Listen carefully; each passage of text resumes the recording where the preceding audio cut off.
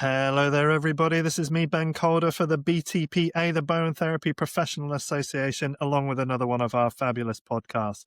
Today, we have got the legendary Paula Esson speaking with us, and it's a really dynamic, really exciting conversation.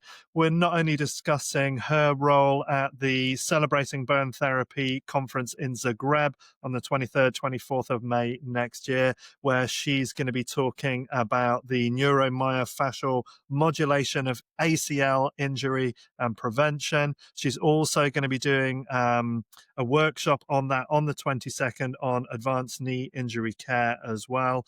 We're going to get into a whole bunch of that. We're also going to talk a lot about the integration of other modalities. Paula's doing amazing work in the elite sports arena within football, working with St. Mirren's, Iceland, and a number of other organizations, and just the importance of working within our lanes, getting good at having confidence to speak up about what Bowen can offer, and a whole bunch of other wonderful topics in here. I know you're going to enjoy this one. Let's get into it. But before we do, like and subscribe, please. Make sure that you hit those buttons, share this work so that we can help to keep Bowen popular and make sure that we do what we're here to do, which is serve people and bring health. So let's speak to Paula. Come on now. Paula Esson. Hello, We said we were hello. going to do it, and we did. We did. Nice to see you again. Thank you for coming back onto the BTPA podcast. It's great to have you back here. Oh, wonderful to see you again, Ben, and great to be back again. It's such a wonderful podcast, and I can't wait to get stuck into this one. Great. Yeah, we've definitely got an exciting one coming up here. And, you know, for me, and I'm just going to offer a little bit of my Bowen Teacher crush. You've always been like an absolute legend as far as I'm concerned, somebody who is really pioneering Bowen into the areas where Bowen needs pioneering, from the Northern Integrative Health practice to the work that you do in elite sport, you know, and let's not underplay that. Lots of us work with athletes, lots of us work with people in sport, but at the highest ranking level that you're working at, you know, you really deserve a lot of credit as somebody who has moved this work forward and done incredible things for us. So I just wanted to say a big thank you.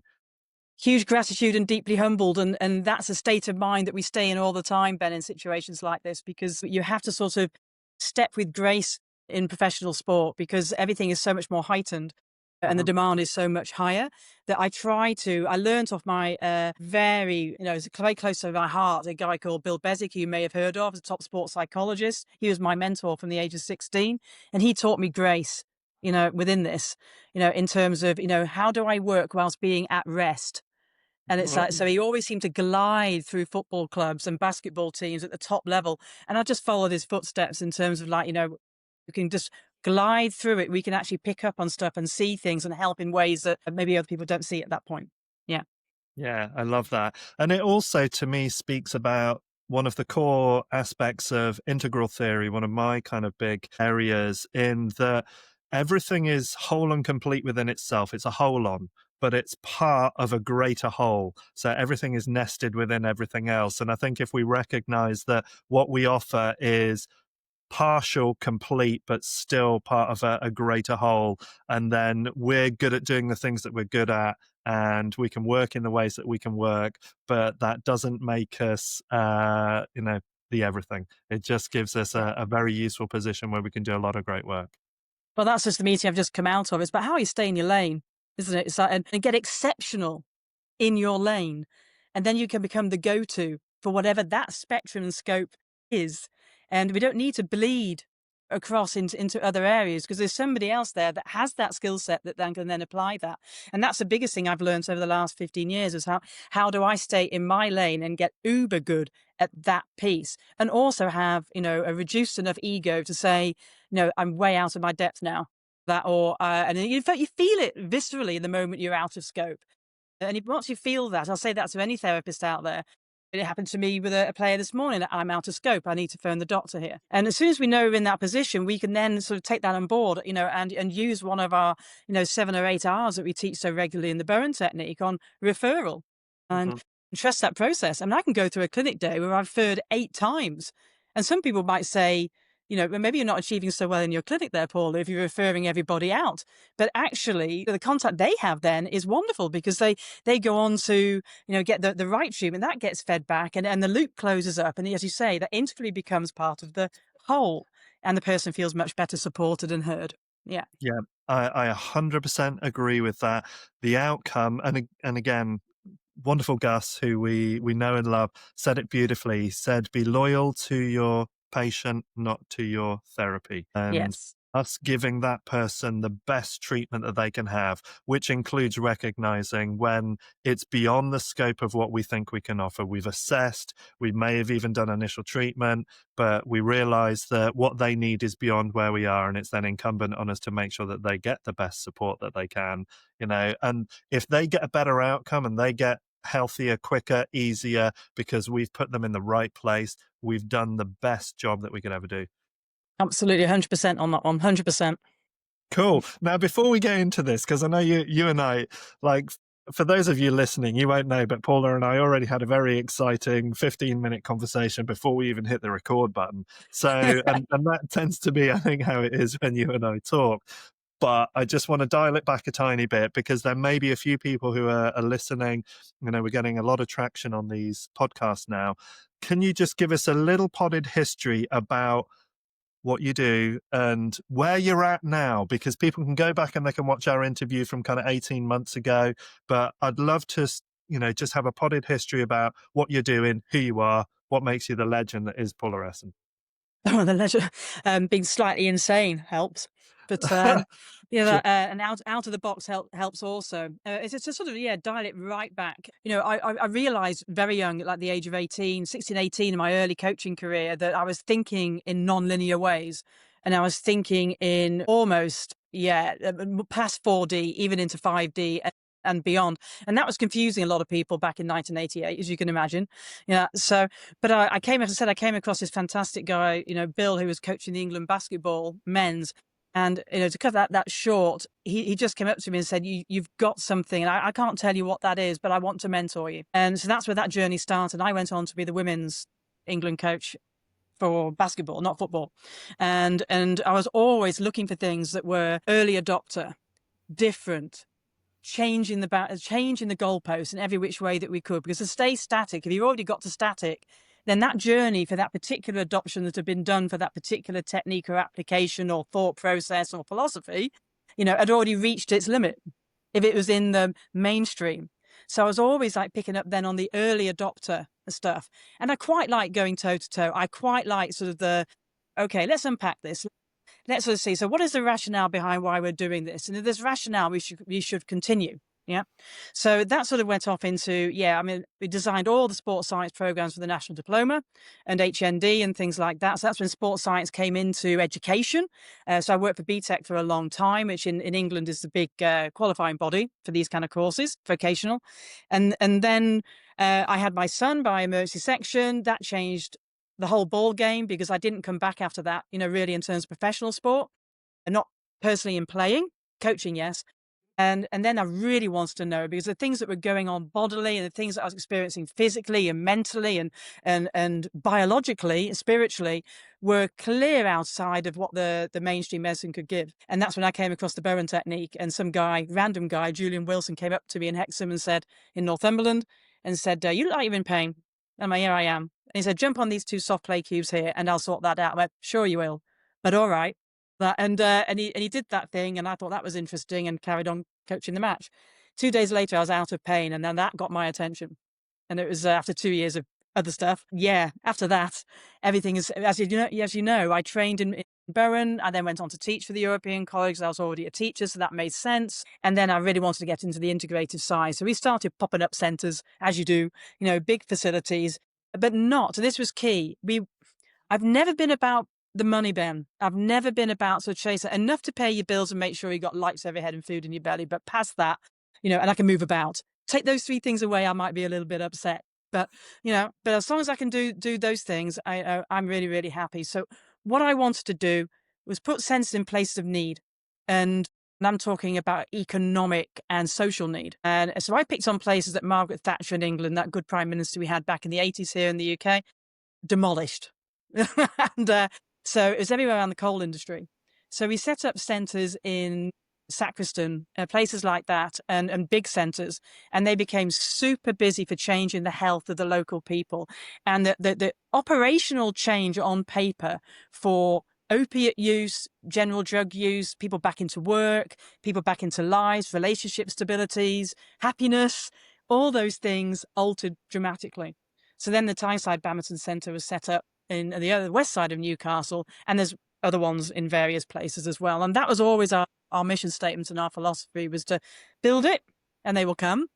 And then also make sure the right people are getting the treatment, not the ones who are quite capable of looking after themselves in various ways, whether that was academic, or in terms of the resources they had available to them. I wanted the ones with no resources and no help and no direction. And then, of course, their longevity was, lifespan stuff was not youth span. It was a reduced lifespan. That's where my heart was. And I think that all came from, I grew up in Brazil, and it's in a book that it's in a few books that we've written. Actually, there's been a few books we've written over the last couple of years. They're out there as well. And basically, I grew up as a tiny child looking out into the slums in Rio from a very posh balcony that I was standing on. So I got the measure of both sides of two worlds. And my mother came back to be a social worker, and I went on with this very deep rooted need to be of service. Now, I'm, after sort of traipsing the world, have been for the last 10 years thoroughly back in professional sport. And that can be from elite athletes on an individual level, but I love team. So I'm embedded in St Mirren. I'm embedded in the Iceland, football teams, and there's a few other things coming up on the back burners as well. So I'm there to integrate the Bowen technique, directly into top level sport, and for it to be seen as normal, acceptable, and exactly the way to go. So that's where I'm at. Fabulous! Wow. And I do a bit of touring in Iceland as well. I tour guide in Iceland too, but that's for fun. But that's what I love about you, Paula, is just that your willingness to play with all of these different spaces, and your sense, your feeling, your connection into the importance of all of that. And again, this nature of team, this sense of working togetherness. And I want to delve deeper into this. Now, we're going to talk about our kind of key reason for being here, which is the Zagreb Celebrating Bowen Therapy conference that's happening 23rd to the 24th of May, 2026. You're going to be one of the key speakers there, also offering an additional workshop on advanced knee injury care on the 22nd, which only has 5 spaces left. So if you're going to be going to that, make sure you do. There's links downstairs, so check those out. But there's 25 on already, Ben, and I've only got literally, generally only 5 places left. So that's get on that before that disappears. Yeah, brilliant. But let's begin in this space of integration, of team, of working together, because you and I have had these discussions privately before, publicly before, about the value of integrative work, about the value of looking at the resources that are the best fit, the best opportunity to create change. So let's talk a little bit more. And I want to go into a bit of an area that is a little bit uncomfortable in Bowen, which is why we're so separate. And I want to look at what I feel the ethos behind the Zagreb conference is, which is bringing those voices together. And the interview that I did with Ozana, who's the main coordinator behind the Zagreb conference, which is just came out on, so by the time that this is released, it'll have been out for weeks, but her importance in that was really about letting all the voices within Bowen speak, because they have a value. They've all got points of usefulness. And for too long, there's been divisions about right, wrong in there, rather than, he said, she said, rather than looking at what's useful in there. So I would love to hear more about, for you, that importance of team, of integration, of bringing the resources together. Yeah, that's very, very valid, everything that you've just said there.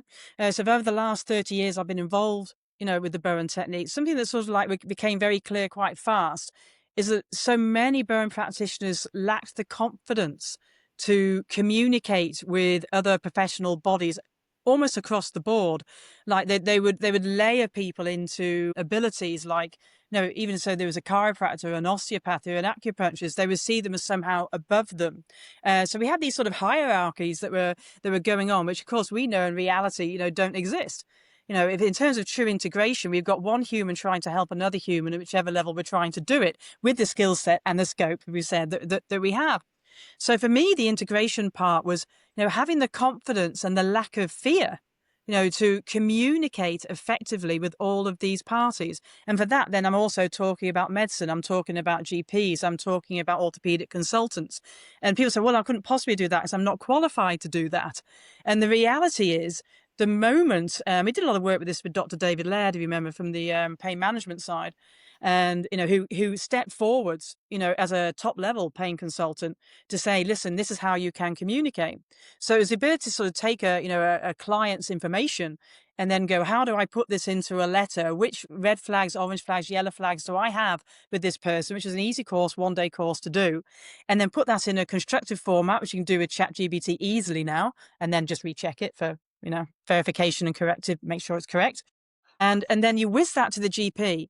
And the feedback I've had from GPs always, as I check this out, that is, and I've tried this in multiple countries. It's not like this is just, I'm known in Newcastle, so therefore, of course you would. But you know who Paula is. I've been in Northern Ireland for 9 years, 10 years now. And we did the same again. So it's a model that's replicable. Replicable, that's a long word. So you get those letters out and the GP can then make an assessment off that. And within their 10-minute window, you've then just given them a whole heap of information for which then they have the ability to act upon. So you become the eyes and ears, within the scope of what we're doing and what they're doing. And that has been truly valuable. And to me, this is integration.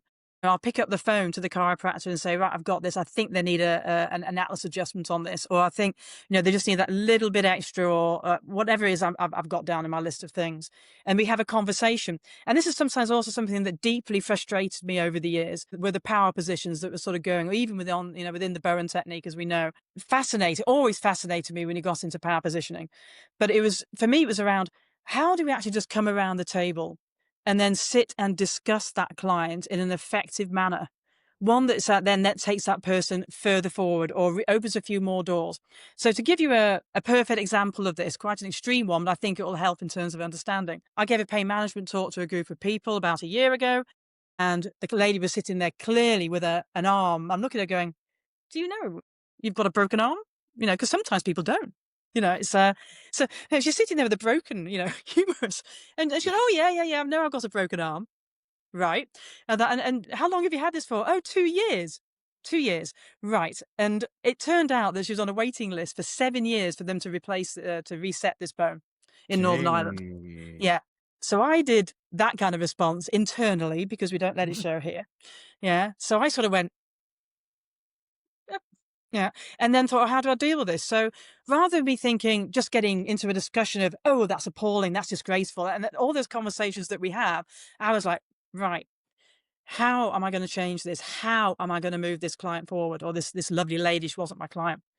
And I wrote a letter to the member of parliament, and nothing happened. So I then went and sat in his office. Yeah. And I didn't move. I took my admin day and I sat in his office, and he walked past me, very well known on TV, this guy, 6 times. And on the 7th pass, he went, "You're not budging, are you?" So even I'd turned out the lights and locked the door, you're still going to be sitting there. And I went, "Uh-huh. I need to run this past you with my lovely lady Anne." And he took a look at it and he went, "Thank you for bringing this to my direct attention." And then he wrote a letter, and she had a surgery done 4 weeks later. Wow. And so, Amazing. and I said, and it's having that ability, and it is about risk taking, and it is about being brave. Otherwise, we're going to have these conversations behind locked doors, and that person's still got a broken arm. Yeah. Yeah. Yeah. So I'm very clear on stuff like this. It's, have that conversation. It's a human talking to a human, regardless. And I know we feel it internally once you get that starstruck thing. So many people do. Or it's that fear thing of like, oh, I couldn't possibly. Oh yeah, you can. Yeah. And then people say to me, "Oh, but Paula, you're an assistant professor in pain and you've got degrees and you've got this, that, the other." It's like, it's pieces of paper. It has no bearing on me sorting out this person's case or helping or assisting. And sometimes I can and sometimes I can't. Yeah. But the cans are brilliant. And, and I said to Robin, it really is now, we either do something in the next few weeks or the next stop's the media. Yeah. And he went, and then we had a few jokes, a few cracks, and if it's Ireland, you get the crack on or what have you. And he was like, "You mean that, don't you?" I went, "Yeah, I do." And he said, "I'll get this sorted," and that was that. So my point is about this integration is you can't talk about integrative therapy, but then silo yourself, and then silo yourself within other Bowen practitioners as well, because that's just a bigger silo of the same thing. Sure. We have to toe step outside of these into very uncomfortable positions, but go there skilled up, go Yeah. there prepared, and then that takes the nervous system down out of the fight or flight we get ourselves into, as we know, with all the polyvagal stuff. And you can hit this looking calm, measured, and then people will move towards you. And that's how your reputation, in my understanding, sort of grows and the doors open. They go, well, actually, this person's actually talking sense. They're grounded. They've not gone off into the esoteric. They're staying sensible for this case in hand. Does that make sense?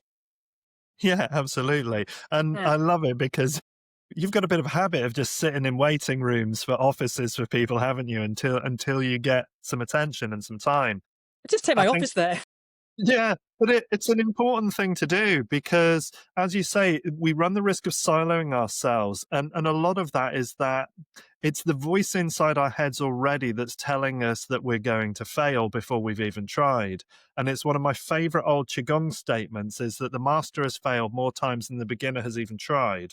And I Yes. think it's one of the things that it would be better to go and try and have the conversation with a level of humility, but with clarity, learn from it, see what you can do, rather than just hiding away and believing that you can't.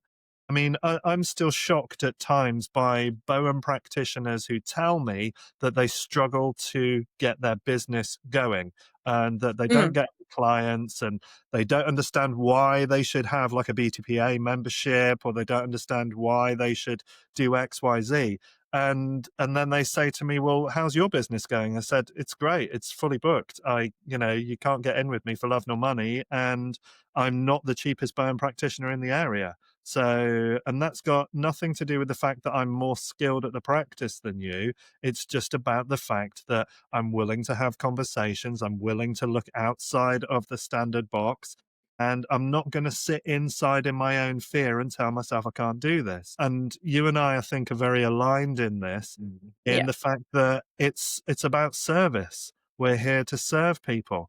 And recently, I don't know if you're a fan, but I kind of like Jimmy Carr. He's quite an interesting comedian, and he's been sharing a lot of his crowd work from his recent tour onto YouTube, and some of it is just killer hilarious. But you also, I've seen a lot of care in him for when he speaks to certain people. And there's a lot of times when they ask him questions that actually there's a care there. And one of the things he's repeatedly said about relationships is stop asking what you want and start looking at what you offer. And he really talks about how even his role as a comedian is a role of service. It's there to bring joy. It's there to bring light into some of the dark, uncomfortable things that are going on in life, in the world, in people's lives. And I feel the same, that we're here as an act of service to support people in their wellness. So actually, me and any fears, doubts, considerations I have about myself, great, I can go and work on those. But really, is what I'm doing serving? And is it serving to the best of its ability? And if not, Yeah, and you what do I can't have let it to bleed in.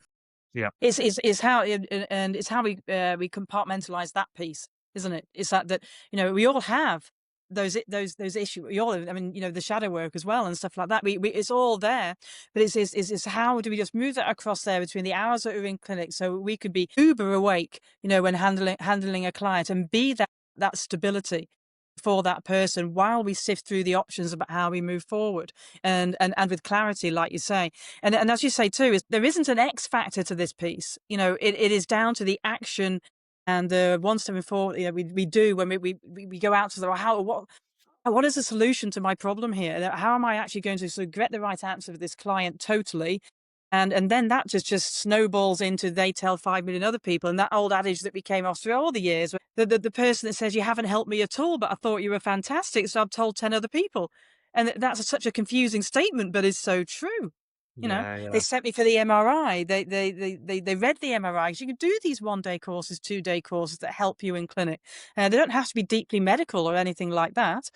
You can just learn how to go, "Oh, right, okay." You can't diagnose it, but you can go, "Right, okay, I think just send this off in this direction." And just handling that client in that 3D to 5D aspect is super important. Yeah, sure. And I think again, just that looking at those areas, those developmental blind spots that we have, those blank areas. I mean, I know that to a degree, there's been an older population of people doing Bowen Technique, and we're kind of aging some of that lot out now. And we've got a much younger crowd coming through in training, much more professional basis to them. I mean, it's one of the things that really surprised me talking to Ozana is that the Croatian Bowen school have 300 students at the moment. That's So fabulous. it's incredible. So we're moving into a different dimension of this, where especially here in the UK, we've got a vastly kind of struggling NHS that really needs support. And the more little bits that we can learn, understand, help, support, just good communication. Even if you're reading, often we get patients turn up and they've got their MRI letters or they've got their Yeah. referral letters to read through that and take what you can from it. And Don't also worry about, interpret for them. yeah, yeah, It's sure. because you know what it's like. They'll turn up and they go, "I have no idea what any of this means." And they'll say, "Well, did anyone explain this to you?" And they're like, "No." Just having that sort of narrative and using AI skills out there as well, just sort of just get the definition if you don't know, and then work together. Say, "Well, let's unpack this together because I don't know what that word means. I've never seen that in my life before," and be humble around that, as well. Mm. Yeah, yeah, sure. And again, I think that's a really important thing to do. The amount of times that people will say to me, I've got this condition, can you help with it? Before I reply, I go and read about what the thing is and just try and understand it a little bit so that I can go, okay, so when we boil this down, it's an inflammation problem or it's an immune problem or it's this problem. And it's like, okay, well, I haven't worked on that condition specifically, but because these are the themes that I see within that, and I know that this approach is useful for that, then I'm willing to explore this with you and see where we get to. And if in a reasonable time period, and again, Bowen classically, we say 3 sessions, we're not seeing improvement in there, then we'll discuss about where we think we can move this and what else we think we can Mm. do. I'd like to discuss that, as well. I mean, interesting enough, Do I came off a sports science conference a few months ago, and in almost sort of a wandering around, sort of deep shock feeling of what I just heard, and this is sort of like top level sports science, where they're telling you where almost at a white paper level, where we're going. hmm And as we know with the physiotherapy side as well, as they're moving to hands off, an hmm AI companion taking over videos and things that clients then just look at home. And for us as hands-on practitioners, this is the game changer for us. In terms of you think you're struggling with your business or you think you're struggling with a number of clients, then never shall be again. Because everyone's looking for hands-on, manual approaches, because there's no way they can phase out human to human. hmm They can try, but in our lifetimes and forevermore, I hope that on every quantum level of my every cell of my body, that cannot happen. So, shocking as it is, how unskilled the people are at the top stating these things and how emotionally disconnected they are from their own human form as well as the collective human forms was kind of head scratchingly worrying. But at the same time, it's an opportunity. And that opportunity we're grasping now. So I'm now training up as many people as I can in Northern Ireland because I'm treating it as almost like I'm getting ready for a major incident. Yep, It's like that we got to be prepared with all the bone practitioner things ready to pick this up as the other declines. yep, And it's declining at yep. speed. Yeah. Yeah, no, And that I traverse both totally agree worlds. with So, that. yeah. Yeah, sure. It's one of the things that I actually feel most reassured about is in the coming AI shift in the workplace. I've got one of the most concretely safe jobs that could ever exist. And I don't Yeah. mind integrating aspects of AI within that in terms of helping me with informational aspects, but nothing can replace these and Nothing to never this. will. Nothing to this. Yeah, and 20 years, 30 years worth of palpation experience, there is no way that that can ever be reduced down. And I think even when we get as far as animatronics, it's going to be really difficult to change what that can feel, and having spent a couple of weekends ago with Stephen Goldstein, Mm. from the Fascia Therapy Institute in Australia, and actually watching him feeling and observing autonomic nervous system discharge without even touching people. And Hmm. that you can watch him, and from that qigong spidey sense that I have, I can feel that shift in somebody, feel the shift in him, and we're all going, yeah, there's a change there. Yes. And there's absolutely no way that you can replace that. So we're in No. a very safe position, but building that confidence in ourselves to, kind of sing from where we are, from being able to say, well, this is what we're palpating, this is what we're experiencing. And to, as you say, skill yourself up, back that up with what you know, and come from the level that you're at. I think we're in a very good opportunist state that if we work collectively, if we're speaking from a set of common values, worrying less about what's different, but Yeah. concentrating more on what creates that cohesive whole between us. And there is more of that. And again, it's another tenet of integral theory. There are more commonalities between most things than there are differences. And so if we look at those bits, we can use them, and then we can do what we're here to do, which is serve. Yeah. And so we're never going to, I mean, Dr. Joe Abbott and myself had a very long conversation with each other a few weeks ago. And we really get into the nitty gritty of the details about, how you map each finger and how you understand exactly what each finger's, achieving. And if you go onto my website at paulaessonclinic.com, I wrote a blog on this. It's under the blog section, which defines, and then that immediately sort of almost like a piano player fine tunes, what you're doing even further than just the thumbs and the hands, themselves. So even at a sort of a gross palpation level, right, like you're saying, down to that autonomic level, you get a perception that is just so cool, never be replaced. No, no. So happy about I that. love it. I love it. And again, it's one of the things I really love about Bowen, my integration through Qigong with that is just that it's not just about what's in your fingertips. It's about that whole state of awareness within your own body, how your own posture is, what levels of tension are you not only holding, but transmitting, how are you interpreting the things that you're receiving?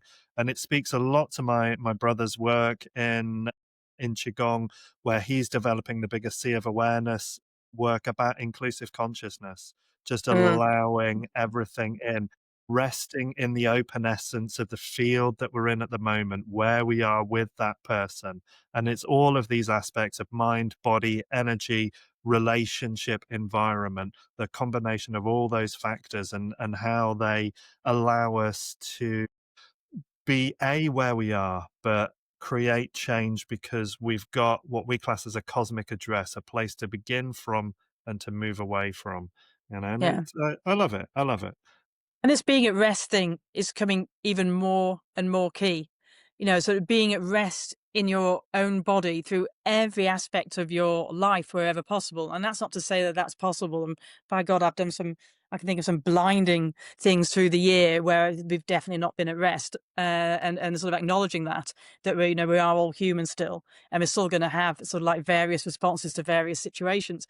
But if every client that walks through the door, and that includes professional football and professional sport, where the environment can be phenomenally noisy Mhm. and phenomenally chaotic. So, how do we hone in and focus, like you were saying about the blinders on, before? So you're absolutely with that person, and you can really get that body awareness and drop into that very fast if you know how to do it. Through various Bowen trainings and things like that. But and then literally you got your hands with them, and then they're immediately diffusing their Mhm. state. So we had it with a player yesterday. We had the one over there that did that, but we had someone break their femur as well. And the level of shock factor that somebody goes into, but that hands-on of just transmitting that calmness into that person. So you then get onto the biological level of regulating, their oxygen levels, regulating their breathing, regulating their heart rate. And in my position, I've just finished a FEC4 course, so we're now able to do all sorts of things medically, which is wonderful. And we can actually see all this tracing, through the system. And then I played around with this last week with, the big machines that paramedics turn up with. So we were like, bop, bop, bop, bop, bop, and had this person properly nailed to all the machinery. And I knew that they had white coat syndrome, yeah. Yeah. So, I do too. But this person do, and if his blood pressure flies through the roof, and you're just like, wonderful. That's because I'm actually awake to what's going on. It doesn't Hmm. concern me.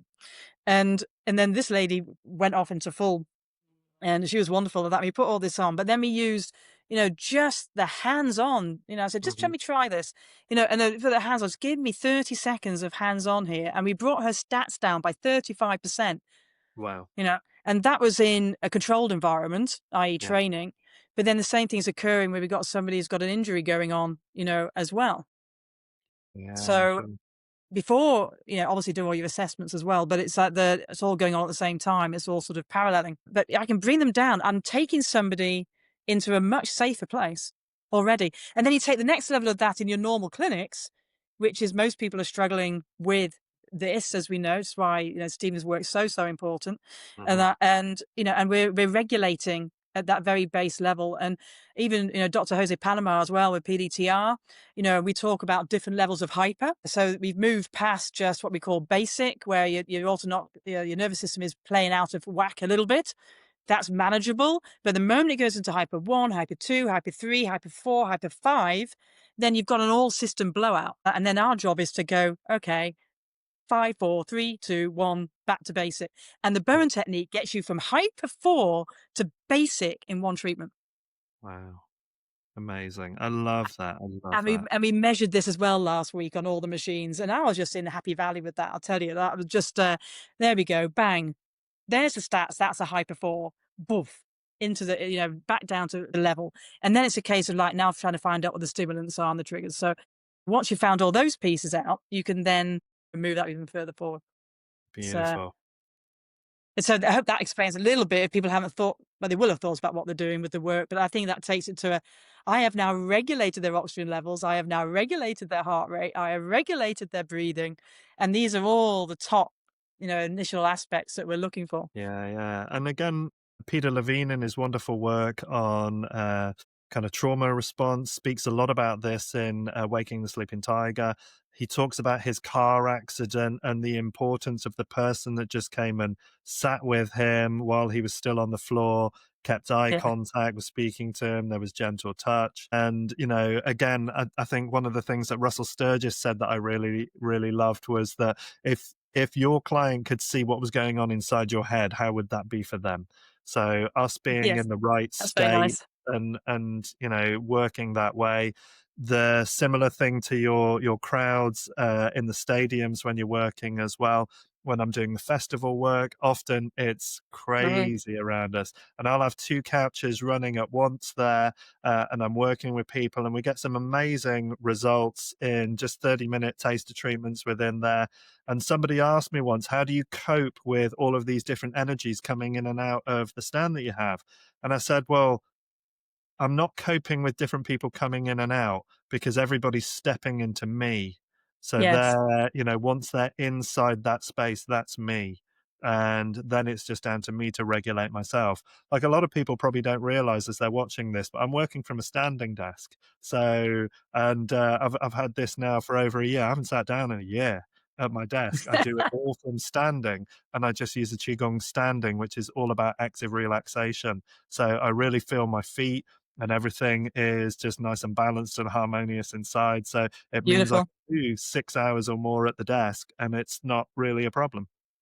Yeah, be very proud of us that we use a little bit of qigong and the foundation training as well through our warm ups and our warm downs and stuff like that. We're moving. These worlds are coming. Fabulous. It's what we Mm. need. And it's amazing just how simple the right kind of movement will bring you into that parasympathetic state. Doesn't take long. When we have new students come into the class, we do probably about the first 30 minutes is what we class as warm-ups. They're unlinking practices, but really they're about kind of almost hypnotizing you into that parasympathetic state. And I always joke as we go through the warm-ups, we'll get onto the real Qigong later. And all of the students that have been there for a longer period of time basically know from the first moment we start to stand and breathe, we're already doing it. And you can Mhm. see them drop into that state straight away because they've already got a pathway of where they're going. They know their bodies, their nervous systems, their energy systems know where they're aiming towards. And so as soon as you literally begin the first part of it, there we are, back in. And And it's we do amazing. this with the key players. It's like that we now have so we take our key players within a match, and the sports psychologist then gives them the visualization that they want to work on with that, and then we work on the movement side and the body prep side before we start, and the whole thing comes together, and you can see the opposition's looking at what are they doing? Because it's Yeah. so out of the let's just stretch a hamstring. And I can't even believe I'm saying this at age 55. It's like that, I've been doing this, I've been trying to get this change for like 40 odd years. And but we're hitting the top of the brown now. And we're starting to get momentum. And we're not seen as like, growing five heads and strange horns and things like that. We're seen as people are curious. They're Yeah. really, really curious and really stepping in. And we've got a lot of really excellent people in management now that are, going, yeah, that door's open. You clearly know what you're doing. So it's like, let's see how people respond. And let's look at the score lines and look at the injury rates and look at that. And of course, everything is in the right direction.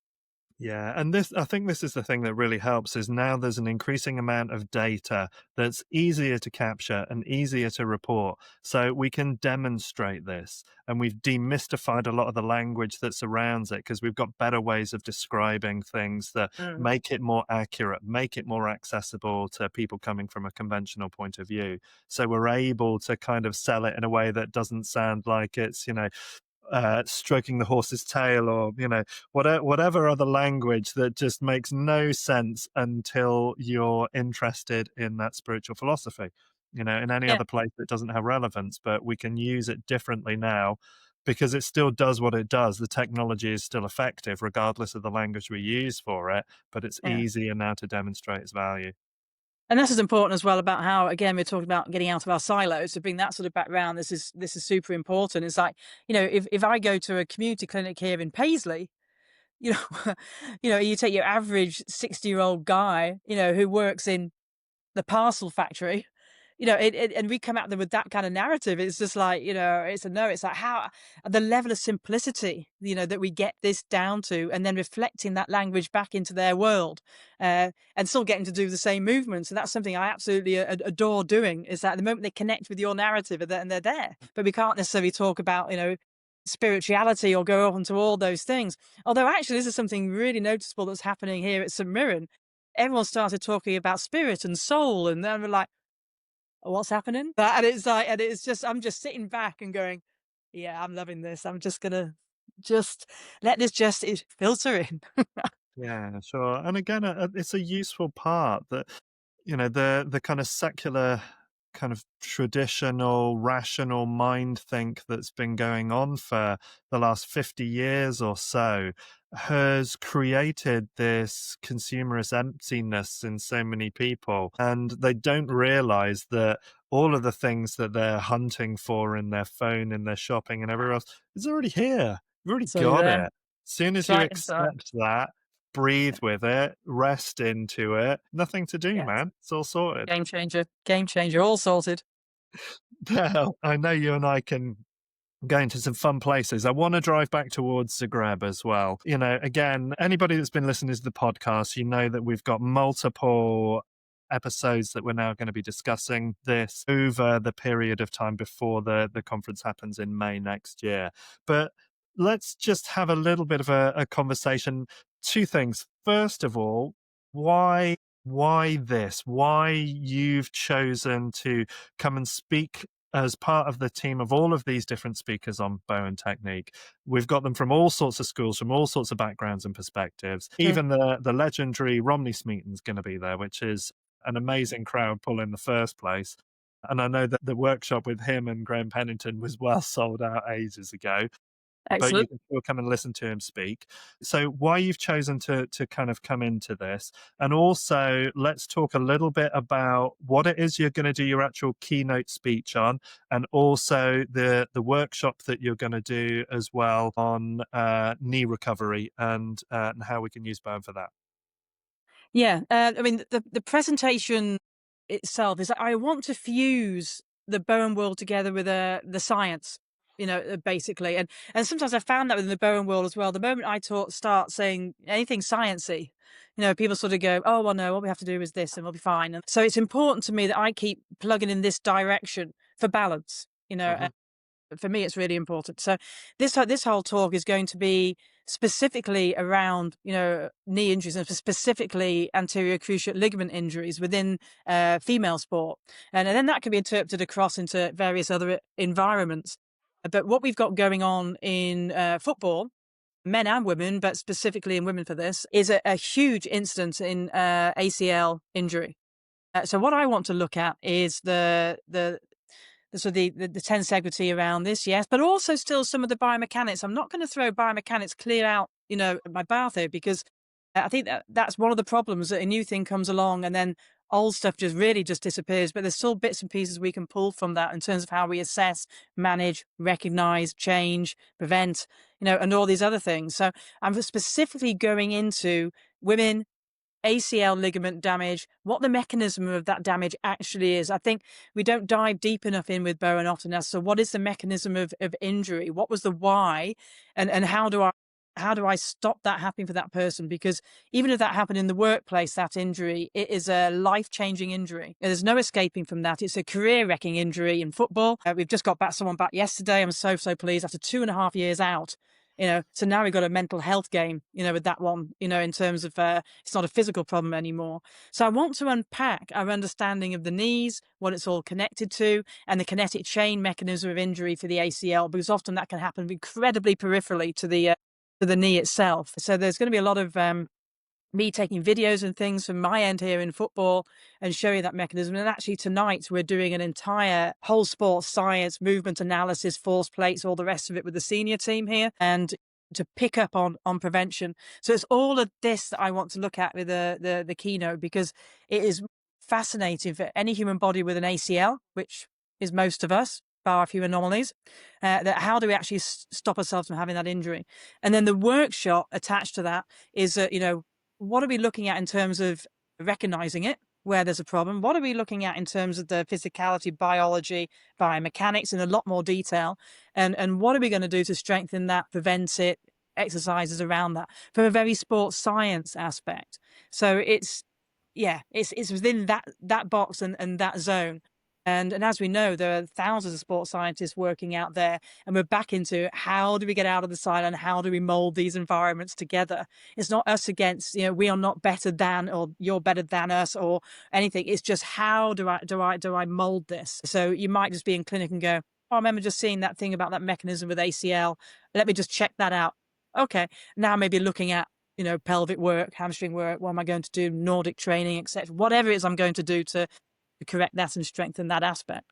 So that's where I'm coming at it from. So in many ways, I think I'm going to be in a supportive environment in Zagreb because I'm a Bowen practitioner and teacher. I think if I was a pure sports scientist, I think I might be a little bit nervous, if you see what I mean, Sure. because this is very much Bowen practitioners. So I'm very aware that that's the environment. So I'm going to be talking a very different language to the way that Bowen practitioners will be talking in normally. So I'm hoping, though, that's going to create curiosity and more interest in studying these areas more. Backed up by, of course, evidence-based research, which I still think is important, Yeah. and also my own observations, anecdotal, the whole lot together.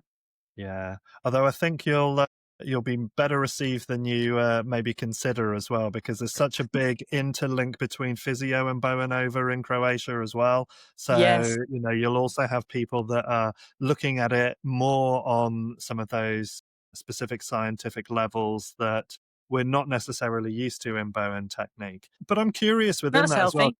Yeah, good. I'm curious as well, because one of the things that's in the blurb for your speak is about sex-specific biometric vulnerabilities where it relates Yeah, it's a great to phrase, isn't it? women. And I love it. So I'm curious about that, but I'm also curious. if you think the rise in ACL issues is also to do with the fact that female football is getting a lot more support, there's a lot more playing going on, it's getting to a much higher level. And, I'm not a footballer. I'll just throw that out there for anybody that doesn't know. But for me, it always seems like a big strain on a body to constantly rotate a foot for, either using outside of the foot or inside of the foot for kicking a ball. It's going to put strain on a hinge joint. But I'm curious to know a little bit more about why you think there's a rise in this in female players, and to give us a bit of an indication about what these sex specific biomechanic Mm. vulnerabilities are. I mean, yeah, you're incredibly correct. I mean, women's football is almost grown almost too quickly, Hmm. in terms of that. Although I've been waiting for years, and that's again that equality between the male and female sports. But the ACL instance is due to a number of factors, and some of them are a little bit more out there than others. Changes in nutrition has been a big one. So the Western diet is level for young people so people are reaching the age of 20, 21, and that level of processed, food that we've been picking up is a very key one in regards to Yeah. ACL strength, laxity, quality of tissue, even length of the ACL itself and how it responds to a dynamic load. So that's one. One of the other ones is the football boots. All the footballers boots have designed. We have got some female football boots coming through. One company, Ida, is the one that's the most famous for this. So where they're trying to change the whole dynamic so we don't have such a tight hold on the ankle joint, which is changing the proprioceptive feedback from the ligaments up the kinetic chain. We've got the shin pads also creating a different tightening thing. The laces, genetic history goes on. Football pitch surfaces as we move to 5G pitches. But this applies across all sports. So it's the ACL is becoming a big thing because people are trying to play harder, faster, as you said. Makes my job an absolute nightmare, you know. Hmm. But I'm quite attuned. I was sitting at the pitch side yesterday, and I had my hand turned to one of the other players talking about something else, and I heard something go on over there, and the players looked at me and she looked horrified because I heard her went, "No, that's boots and shin pads. That's not a that's that. It's not an ACL." And she went, "It sounded like an ACL," and I'm trying to promise you that was boots and shin pads. So all right, boots and shin pads came for the other side. So you've got to get tuned into these things. So my heart rate didn't go flying through the roof. Oh, it's an ACL again. Yeah. So Uh, for me, I'm all about prevention, and prevention can be sometimes phenomenally boring, yeah. within that frame because it hasn't got the drama of the actual incident. So I can really help some. So my job with all of this is that yes, we have an increase in ACL activity due to the volume of people now playing at a high level and the intensity of which they're playing at, and the multiple factors that are contributing in biologically. But we're also saying about the hormonal specific thing. This is an area really getting into with blood testing and all of that. So now, in fact, the guy that's just left the meeting we were in before you, Ben, we've designed an app now. It's called Skilora. I'm going to put it out there. We're about to go to beta. So, and I'm dead excited about this because what this will do is log so many aspects of the player profile on the senior team and the junior teams that we can actually log where somebody's at within their menstrual cycle and where they're at within follicle stimulant, all of that. And we can actually pull them out of intensity of training, right? Drop to 50%, no contact tonight in training. And yeah, you get the arguments back from the parents or the player themselves or whatever. And we just show them and go, listen, this is why it's temporary and it's going to happen once every 4 weeks. And getting managers to make those decisions as well. And no, I'm sorry, you may come on as an impact player for 10 minutes, but you're not playing the full 90 because Yep. you're at risk. So it's that risk assessment about how can I drive these numbers down? And then so we're piloting this. So we're the first in the country to do this. So once we've done this, that's just going to go flying through professional football, then sport and all the rest of it. So you heard it here first. Brilliant. And here on the Bowen Technique side of things, uber excited about this because if I can even get ACL ruptures down by 30%, I've changed however many hundreds, thousands of players' careers. And, because it is a game changer. It's very hard to get somebody back properly from an ACL, not just because of the injury itself, as we know from Alison McLaughlin's work, fantastic teacher and colleague, that the whole MSTR, we can do an awful lot there, to Yeah. help somebody back and that as well. So this is all of these things, Harry. Yeah. I mean, that also is super exciting. It links back into, again, from a Qigong principle. We always talk about moving within window of tolerance Yeah. and understanding what is that upper edge for ourselves, that to go beyond that is going to create some kind of catastrophe within the body.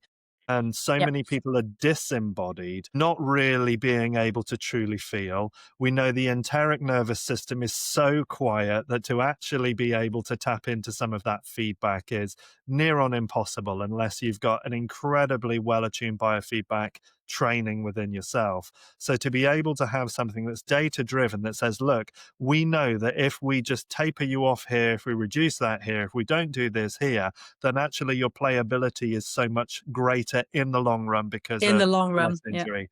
And it's one And of the that's a things. philosophical change. This is a really important point. It's like, but we have to change the mindset, around all of this as well, because particularly in football and many other sports, and we know this from our Bowen clinics. It's like but how fast can I get back? Yeah, Tell me I can play now. And you're sitting there going, absolutely no. yeah, It's really important.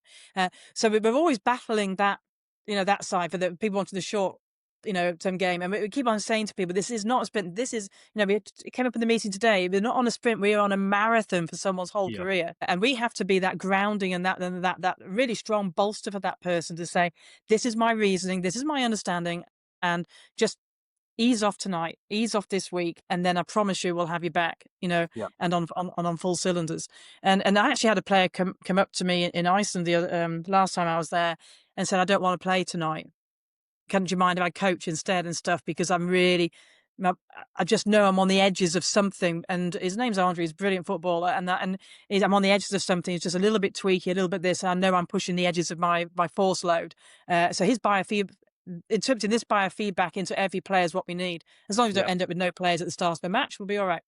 Sure. I said, And I think it's so important because one of the things I think that bothers me a little bit about professional sport to a degree is the commodification of people and the fact that they're used as a tool to create an outcome. And quite often, by the time they're in the mid 30s, due to injury and having been pushed and pushed and pushed and pushed, it's then, they're not able to continue doing the thing that they loved as children.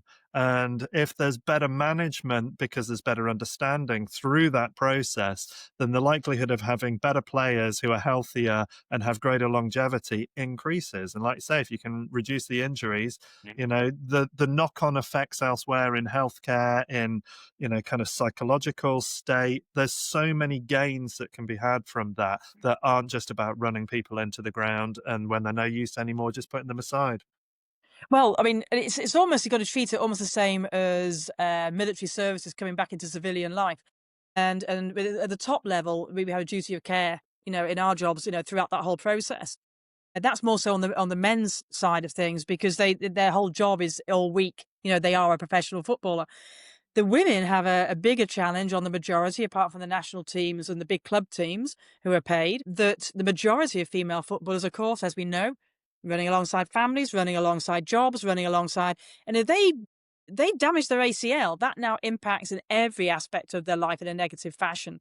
So even things like, I'd like to insist that all players get individual insurance so they can have a private operation at speed. Because Hmm. guess what? Although I've heard it many times, as Bowen practitioners, we cannot reattach an ACL. I just want to put Hmm. that out there. Once that's off, that's off. Tendons to bones, ligaments to bones, they are detached by a forced situation, and they need medical intervention. So yeah, I'd like to see people insured so that we don't have. I think it came out in the national news here in the UK that just in the BBC, I think 2 days ago, that there's I think it was 2 year, sometimes up to a 2 year wait to get an ACL repair, even if you were a known footballer. Wow. And that's crazy. And as you say, the impact in other areas of life. When we think about the fact that for women, once they've kind of reached menopausal age, then the ability to physically train, keep their muscle mass, stay physically active All of it. are really important factors for health and longevity. If there's something that we can intervene with in a preventative way earlier on in their lives so they don't end up with injuries that prevent that ability to stay healthy as they age, again, it's a bigger picture and it's about long-term gain, long-term wins. Yeah, that's exactly what this app's doing. Is that we're starting with the under eights. Yeah, brilliant. because this is a marathon. So it's Yeah, like it's under 8s, under 10s, under 12s, and then they're conversed with their bodies and all the data they're collecting on themselves. So in 30 years' time, when we're still, very young people, Ben, then yeah, that we'll be watching this really filter through whether yeah, what they're coming out with their narrative and their understanding of themselves and their biofeedback. We're going to be there. It is. yeah. Our work here is done. Yeah. Yeah, I'll look forward to that. I'll just be some long grey bearded guy sitting in meditation, feeling wonderful at that point, and Yeah. just being able to smile and feel proud that the next I had Gandalf generation in my head has. there. Gandalf came in there. Sure, I'll go for a hat, a staff, and a pipe. That's fine for Yeah, me. hat, stuff, pipe.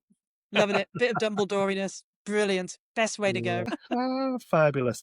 Paula, we've been hitting this for an hour now. It's always, How I always, flip. yeah, always so easy to speak to you. There's always so much we can talk about. And this has been fascinating. I've really enjoyed this. I know that our viewers are going to really enjoy this as well. So if they want to learn more about you, where do we send them? You can send them to paulaessonclinic.com. That's my main site. You can go to St. Miriam Women's Academy or to KSE, Iceland Football. You can find out some of the sports science things, or to the Zagreb website for the international conference. And we'll stick links for all of that downstairs in the description so people will be able to check those out. Paula, thank you so much for your time today. I really appreciate Thank it. you for I know inviting you're me. such a hard worker, so grabbing your time is amazing. And I also want to say a big thank you to everybody who's been listening in today. Your time and attention is also really Yeah, thank you. appreciated. It helps Yep. to keep this going. So remember to hit those like and subscribe buttons out there. Share this stuff out. Let's help people. Our job, my job, Paula's job, the job of us in the BTPA is to serve and keep people healthy. So help us to achieve that mission and get Yeah. yourselves over to the Zagreb conference celebrating Bowen therapy, the 23rd, 24th of May 2020, link below. Such an amazing lineup, including Paula, and you will have a rocketing time. And thank you, everybody. Really appreciate it, Paula. Thanks so much for your time Thank today. you. Thank you. Nice. See you again. Bye bye, everybody. Bye bye.